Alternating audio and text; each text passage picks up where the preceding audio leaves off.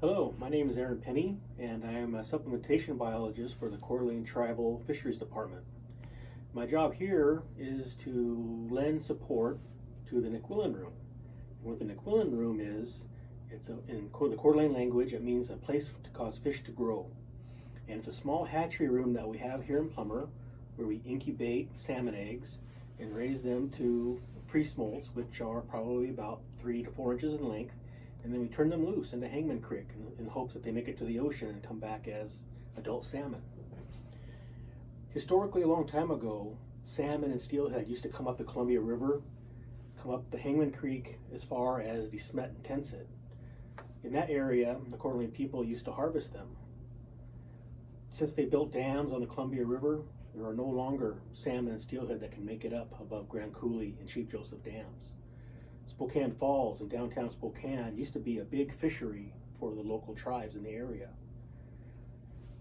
What we're working towards now is restoring salmon and getting them back above Chief Joseph and Grand Coulee dams, back into historical areas where they used to be, for tribal people to be able to once again go back to those areas and potentially harvest them again. But the main part is right now to get them back into the areas where they've been lost. What you guys have been doing in your classrooms, raising the eggs, watching them hatch, and then being able to release those fish come springtime, we kind of do the same thing in the nik'wln room. Here's a display that shows kind of the life stages of fish eggs up until when they hatch, until you start feeding them. And so when you guys received the eggs in your classroom, they were at this stage, which is called the Ide Stage. Here you can see the eggs with the fish's eyes in them. As the eggs develop, you can start to see parts of the body develop inside the eggs. This you probably saw in your aquarium until once they got to where they hatched. And these are called alevins. Alevins will feed on the yolk sac. In this display, it's yellow. In your fish tanks, you probably noticed that it was red. That's what they feed on. That's their food supply for at least a month or two. Once that yolk sac is absorbed, they become what is known as fry. By then, they look like little tiny fish, and they are ready to start feeding on solid food. So let's go out to the nik'wln room, and I'll show you what we have set up in our hatchery space to raise these fish. Okay, great. Here we are in the nik'wln rearing room, where we're going to pick up with Aaron Penny, tribal biologist, for a quick tour. So this is the nik'wln room. This is where we raise the fish after they come out of incubation. We have 4 tanks. There's about 1,000 gallons of water in each tank. We'll put up to 5,000 fish in each one. And we'll raise the fish from when they're about maybe 1.5 inches long, all the way up until they're about 4 to 4.5 inches in length. From that point, we'll get them ready and let them go. It takes about a year to get the fish that size. What's unique about the nik'wln room is that it's called a reuse recirculation facility. All the water that we have inside this room, we reuse over and over again.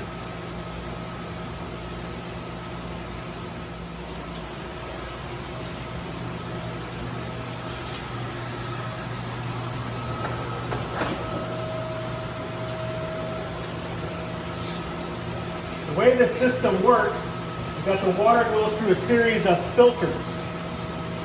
This black cylinder right here is what's called a bead filter.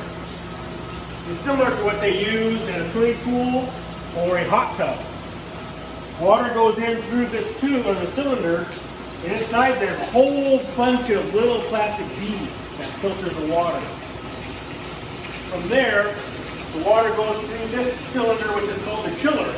So this cools the water down to what we need for raising salmon. Water then passes through this one here, this cylinder. Inside there is a UV ultraviolet light bulb. Now that also treats the water where it kills any bugs or anything that's in the water to make it healthy for the fish. Pretty much sterilizes the water. From there, the water goes through the series of pipelines back to the tanks and the fish. Now every day we have to clean the tanks There's fish poop in there, uneaten fish food. That goes through the drains over here to these sump tanks. From there, the water goes through what we call the fluidized sand filter or a biofilter. Here you can see the sand. It's pretty much what we call suspension. The sand is suspended in the water. You can kind of see it moving up and down. Well, as the water comes up through the filter, that sand is breaking down the solids, the fish poop, the uneaten feed, and there's a bacteria that's alive in there. And that also helps break down and eat up that material. Because what can happen is you can get ammonia in the water, which makes the water very unhealthy for the fish. That bacteria that's in there helps eat that ammonia up in the water and makes it healthier for the fish. Does the sand stay in there? You don't ever take it out? No. And if we turn the water off or lessen the flow, the sand will settle back down to the bottom of the tank. So right now there's tubes, there's plumbing in the top that's shooting the water clear to the bottom, and as the water percolates back up through the sand, it comes through this degassing packed column. There's a whole bunch of round rings that are inside here. And as the water passes through, it breaks up the water, adding oxygen to it. And also degassing any CO2, which is carbon dioxide or ammonia, back into the atmosphere. So that helps add oxygen to the water for the fish. And from here, it goes through some pumps back into the original filter system. So it just keeps recirculating around over and over and over. So you can stand up there, that way you can see the fish. This is our isolation incubation. This is what's called a heat stack. And what's inside of this is our trays. They have mesh screens where we put the eggs. The eggs have hatched, and they are now called alevins, in which they are living off of the red yolk sac.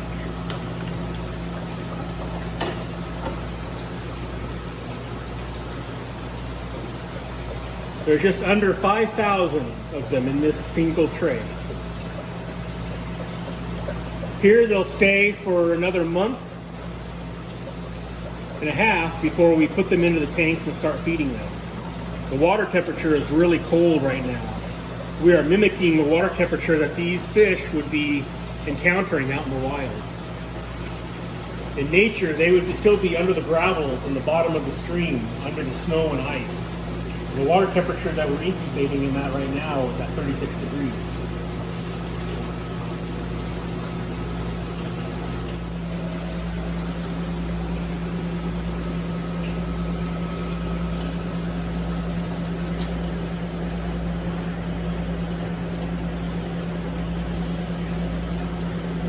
So once the eggs hatch, how long does it take for them for their little yellow or red sac, pink sac? Depends on the water temperature. You know, these fish that you're looking at right now are the same age as the eggs that you got in your aquariums in your classroom. So they're the exact same age, but you may notice that the fish that are in your classroom right now look more like real fish compared to these guys, and that's because of the water temperature.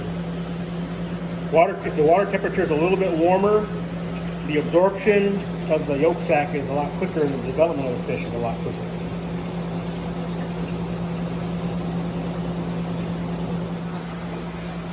Cool. Any final thoughts? Do you think that you might be able to give the kids an in-person tour by the end of the year, possibly? Yeah, before you guys let your guys' fish go into the creek, you guys can come here and take a look and see what their brothers and sisters look like and how we're raising them here. And we'll do a comparison. Nice. Awesome. Okay, thank you so much, Aaron.